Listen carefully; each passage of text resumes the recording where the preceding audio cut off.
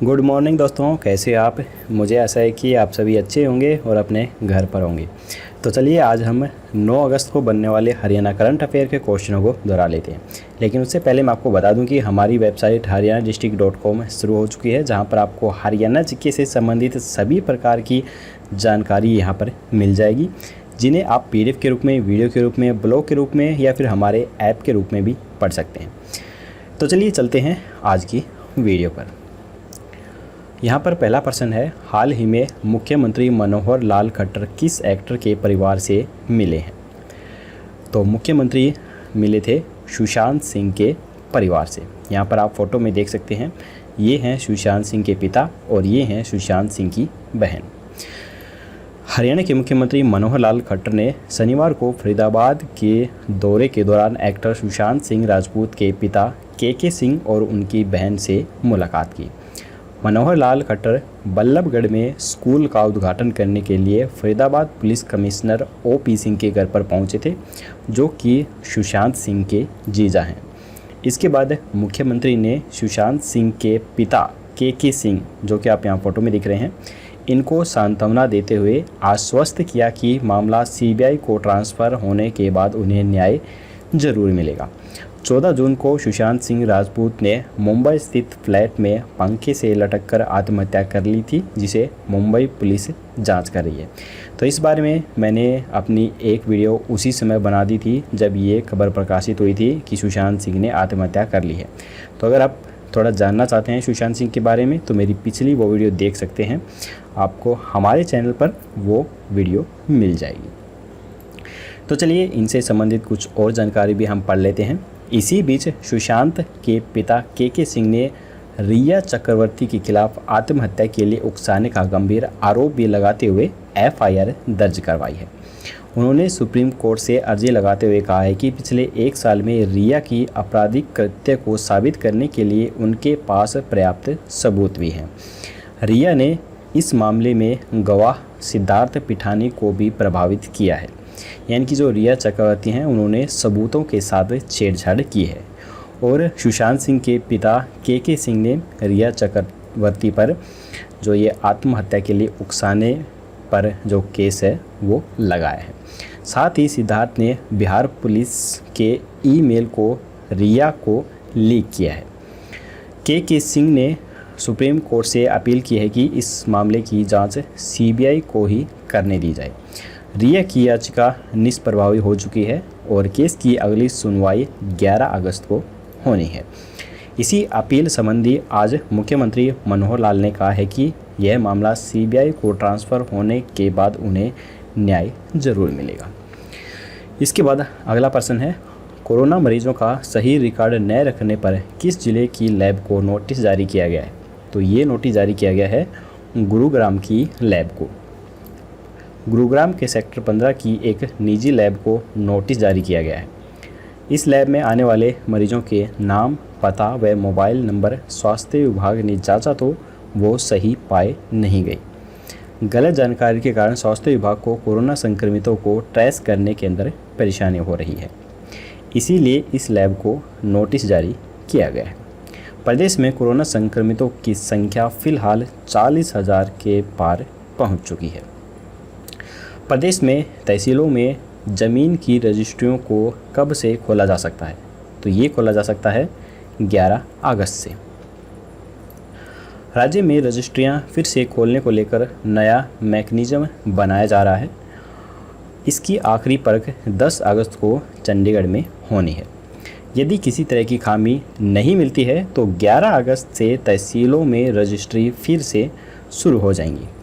उप मुख्यमंत्री दुष्यंत चौटाला ने शुक्रवार को बताया कि शहरी स्थानीय निकाय विभाग के 9 निगमों में 1 सप्ताह में और 15 नगर पालिका व नगर परिषदों के अधीन आने वाले क्षेत्रों में आगामी 15 दिनों के अंदर प्रॉपर्टी ID तैयार कर दी जाएगी। प्रदेश के किस जिले में शहद की प्रयोगशाला बनाई जाएगी। तो ये प्रयोगशाला बनाई जाएगी कुरुक्षेत्र जिले में। जल्द ही कुरुक्षेत्र जिले के रामनगर में 20 करोड़ रुपए की लागत से शहद की प्रयोगशाला बनाई जाएगी।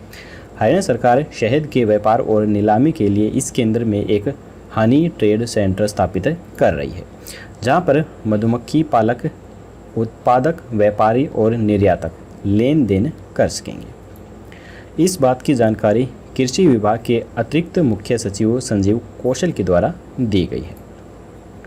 इसके बाद है हिसार के किस स्थल को विशेष पर्यटन स्थल के रूप में विकसित किया जाएगा। तो ये किया जाएगा जहाज कोठी नामक पर्यटन स्थल को। जहाज पुल स्थित ब्रिटिश कालीन जहाज कोठी को पर्यटन स्थल के रूप में विकसित किया जाएगा। इस संग्रहालय में हरियाणा पुरातत्व एवं संग्रहालय विभाग ने हड़प्पा कालीन स्थलों जैसे कि बनावली, कुणाल, राखीगढ़ी व अग्रोहा आदि में की गई खुदाई में मिले प्राचीन वस्तुओं को रखा है ताकि पुरातत्व प्रेमी इसका लाभ उठा सकें। पर्यटन गतिविधियों को बढ़ावा देने के लिए कलाकृतियों का जल्द ही डिजिटलीकरण भी किया जाएगा। इसके बाद है हिसार के किस स्थल को विशेष पर्यटन स्थल के रूप में विकसित किया जाएगा। तो ये विकसित किया जाएगा जहाज कोठी नामक पर्यटन स्थल को। जहाज पुल स्थित ब्रिटिश कालीन जहाज कोठी को पर्यटन स्थल के रूप में विकसित किया जाएगा। इस संग्रहालय में हरियाणा पुरातत्व एवं संग्रहालय विभाग ने हड़प्पा कालीन स्थलों जैसे बनावली, कुणाल, राखीगढ़ी व अग्रोहा आदि में की गई खुदाई में मिले प्राचीन वस्तुओं को रखा है ताकि पुरातत्व प्रेमी इसका लाभ उठा सकें। पर्यटन गतिविधियों को बढ़ावा देने के लिए कलाकृतियों का जल्द ही डिजिटलीकरण भी किया जाएगा। तो जहाज कोठी से संबंधित हम कुछ और बातें भी पढ़ लेते हैं। यह एक ऐसी जगह है जहां जॉर्ज थॉमस के द्वारा एक निवास के रूप में प्रयुक्त की जाती थी। जहाज की कोठी होने के कारण देहाती लोगों के द्वारा इसे जहाज उर्फ जहाज की कोठी कहा जाने लगा।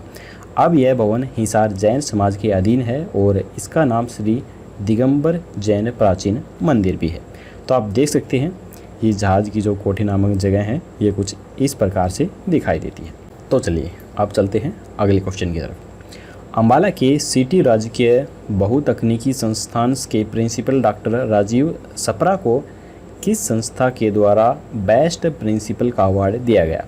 तो ये अवार्ड दिया गया सिड्रा बहुउद्देशीय विकास संस्थान औरंगाबाद महाराष्ट्र के द्वारा। यह अवार्ड इन्हें प्रिंसिपल के रूप में इनके उत्कृष्ट कार्य और शिक्षा के क्षेत्र में महत्वपूर्ण योगदान के लिए दिया गया है। यह संस्थान ISO की सरकारी रजिस्टर्ड संस्थान है जो विभिन्न क्षेत्रों में विकास के लिए राष्ट्रीय अवार्ड प्रदान करती है। डॉक्टर सप्रा के द्वारा प्राप्त अवार्ड भी एक राष्ट्रीय अवार्ड है जो शिक्षा के क्षेत्र में उत्कृष्ट कार्य करने वालों को प्रदान किया जाता है। डॉक्टर सप्रा ने तकनीकी शिक्षा विभाग हरियाणा में नवंबर सन 1990 में कार्य करना आरंभ किया था। उनका शिक्षण अनुभव 30 वर्षों का है। डॉक्टर सप्रा ने नागपुर विश्वविद्यालय से इलेक्ट्रॉनिक्स एवं कम्युनिकेशन इंजीनियरिंग में बीटेक करने के पश्चात REC कुरुक्षेत्र से MTech पास की है। इसके बाद इन्होंने पंजाब तकनीकी विश्वविद्यालय से MBA भी पास की है। इसके पश्चात इन्होंने PhD पास की। डॉक्टर सप्रा ने इलेक्ट्रॉनिक्स, इलेक्ट्रिकल एवं कंप्यूटर इंजीनियरिंग की 15 पुस्तकें भी लिखी हैं। ये विभाग की कई महत्वपूर्ण समितियों के सदस्य भी रह चुके हैं जो राज्य स्तर पर कार्य करती हैं।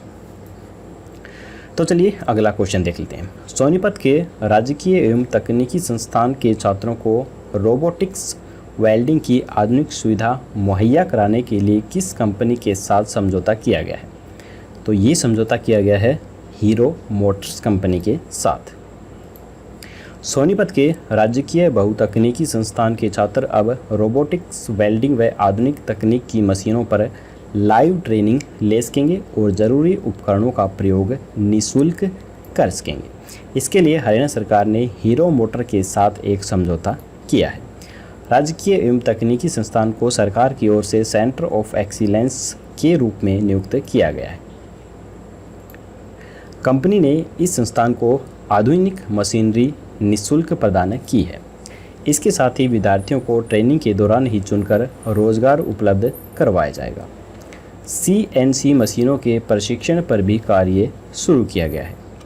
छात्रों को आधुनिक शिक्षा देने के लिए निजी motor company hero Motors Corp के साथ हुए समझौते के साथ एक पूरा ब्लॉक आधुनिक सुविधाओं के साथ तैयार किया गया है जो कि इस प्रकार से है। CNC प्रशिक्षण केंद्र बनाया गया है। इन केंद्रों में कंप्यूटर सॉफ्टवेयर की मदद से प्रारंभिक ट्रेनिंग के बाद CNC मशीनों पर दक्षता करवाई जाती है। आजकल बड़े उद्योगों में अधिकतर कार्य CNC मशीनों पर होते हैं, इसलिए छात्रों को अतिरिक्त लाभ हो रहा है। एडवांस वेल्डिंग प्रशिक्षण केंद्र। इन केंद्रों पर 6 प्रकार की एडवांस वेल्डिंग्स का प्रशिक्षण भी दिया जा रहा है, जिसमें रोबोट से वेल्डिंग की आधुनिक मशीन भी शामिल है। सबसे पहले छात्रों को सिमुलेटर्स की मदद से कंप्यूटर पर ट्रेनिंग दी जाती है और इसके बाद वह असली उपकरणों की मदद से वेल्डिंग करते हैं, जो कि प्रदेश में इकलौता केंद्र है।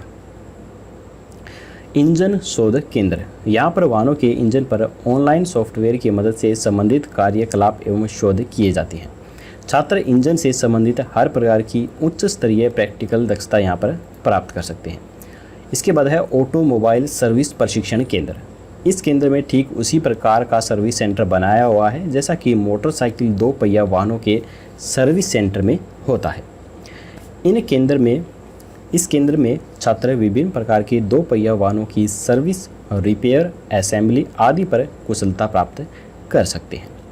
कंपनियों की आवश्यकताओं को देखते हुए फाइनल ईयर के विद्यार्थियों को निःशुल्क जापानी भाषा का 90 घंटे का कोर्स व महिंद्रा ग्रुप की ओर से व्यक्तित्व विकास की क्लास भी दी जा रही है। यह बहुतकनीकी संस्थान सन 1942 में रक्षा विभाग के द्वारा सर्जिकल उपकरणों की गुणवत्ता के सुधार के लिए शुरू किया गया था। सन 1951 में जब संस्थान में प्रशिक्षण कार्यक्रम को ग्रहण किया गया तो यह विकास के लिए प्रशिक्षण केंद्र बन गया। सन 1976 में इस संस्थान को तकनीकी शिक्षा विभाग हरियाणा के द्वारा अधिग्रहित कर लिया गया।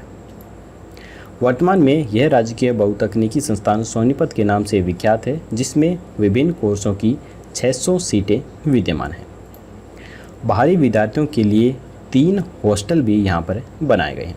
अगले क्वेश्चन पर चलने से पहले मैं आपको बता दूं दोस्तों, अगर आपको हमारी वीडियो पसंद आ रही है तो अभी के अभी हमारी इस वीडियो को एक लाइक ज़रूर कर दीजिए, और अगर आप हमारी वीडियो को पहली बार देख रहे हैं तो हमारे चैनल को सब्सक्राइब करके घंटे पे ज़रूर प्रेस कीजिए, तभी आपको आने वाली लेटेस्ट नोटिफिकेशन है वो सबसे पहले मिल सकेंगे। तो चलिए चलते हैं अगले क्वेश्चन की तरफ। वर्तमान में अम्बाला कैंटोनमेंट बोर्ड में पार्षदों का कार्यकाल कितने समय के लिए बढ़ाया गया है?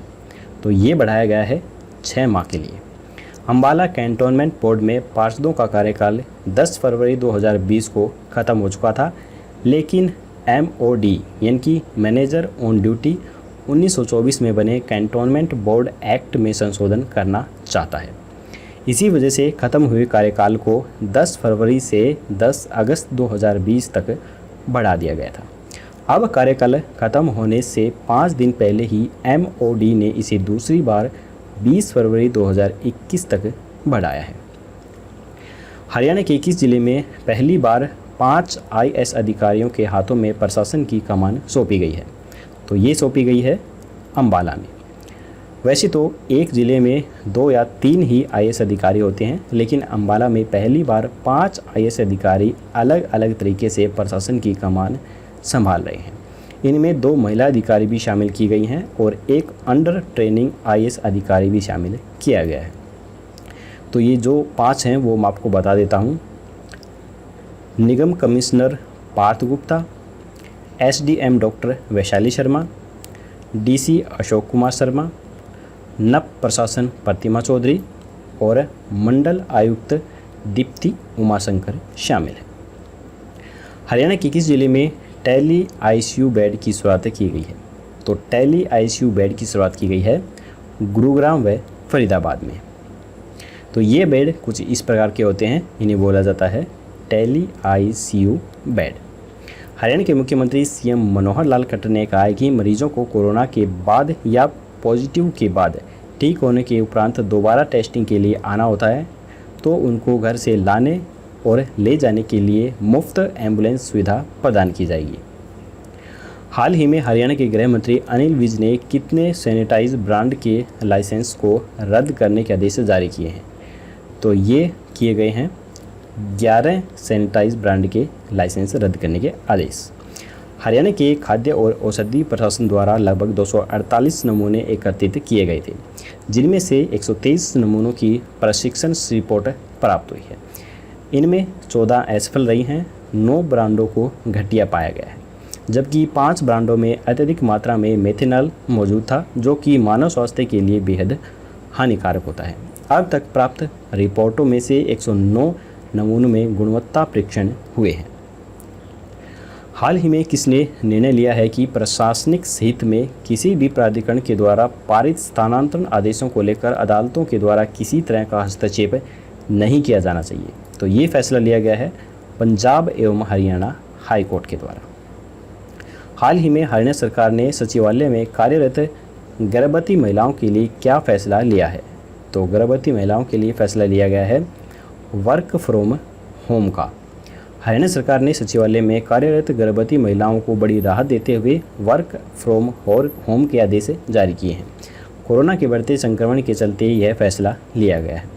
अब सचिवालय में काम करने वाली गर्भवती महिला कर्मचारी घर से ही काम कर सकेंगी।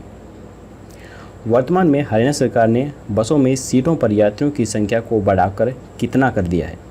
तो ये कर दिया गया है 52। पहले बसों में सिर्फ 35 सवारियां तक ही लेकर जाया जा सकता था, लेकिन इसे अब बढ़ाकर 52 सवारियों तक कर दिया गया है।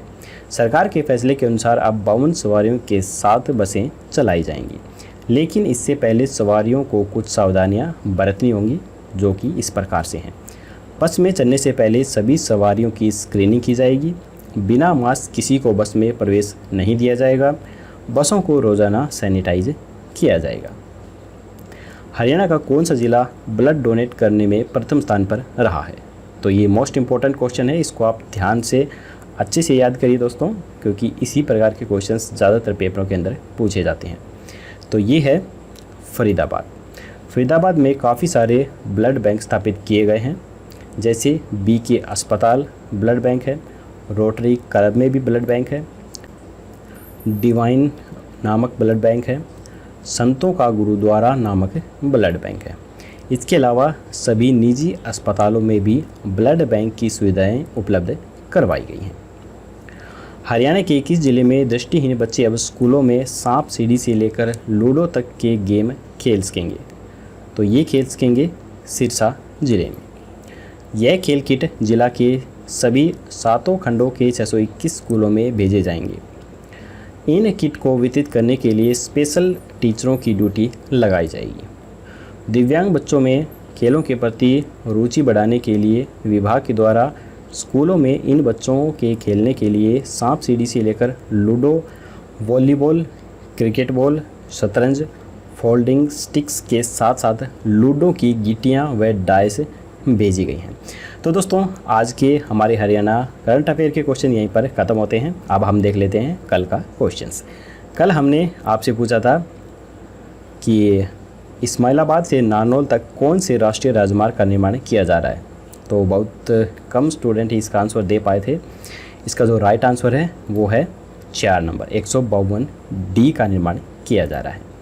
अम्बाला से कोटपुतली तक इकोनॉमिक्स कॉरिडोर के तहत बनने वाले इस राष्ट्रीय राजमार्ग को 6 लेन का बनाया जाएगा, जिस पर केंद्र सरकार की तरफ से 8,650 करोड़ रुपए की राशि खर्च की जाएगी।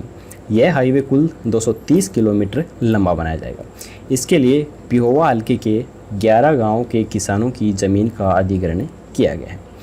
तो चलिए अब हम देख लेते हैं आज का क्वेश्चन। आज का क्वेश्चन है, प्रदेश के पहले प्लाज्मा बैंक में कितने यूनिट तक प्लाज्मा स्टोर किया जा सकता है। इसके साथ साथ आपको ये भी बताना है कि प्रदेश का पहला प्लाज्मा बैंक कहाँ पर खोला गया है। तो इसका जवाब आपको हमें कमेंट बॉक्स में देना है। कल की वीडियो में आपको इसका जवाब मिल जाएगा। तो दोस्तों, अगर आपको हमारी वीडियो पसंद आई तो लाइक ज़रूर कीजिएगा, और अगर आप यूट्यूब के अलावा हमारे WhatsApp, Facebook, Twitter, Telegram, website, Instagram या फिर हमारे ऐप से जीके की तैयारी करना चाहते हैं तो इन सब का लिंक मैंने डिस्क्रिप्शन में दे रखा है। आप जिस भी माध्यम से हरियाणा जीके पढ़ना चाहते हैं हमें ज्वाइन करके पढ़ सकते हैं। तो चलिए दोस्तों, कल मिलेंगे ऐसी ही एक और नई वीडियो के साथ। तब तक के लिए जय हिंद, जय भारत।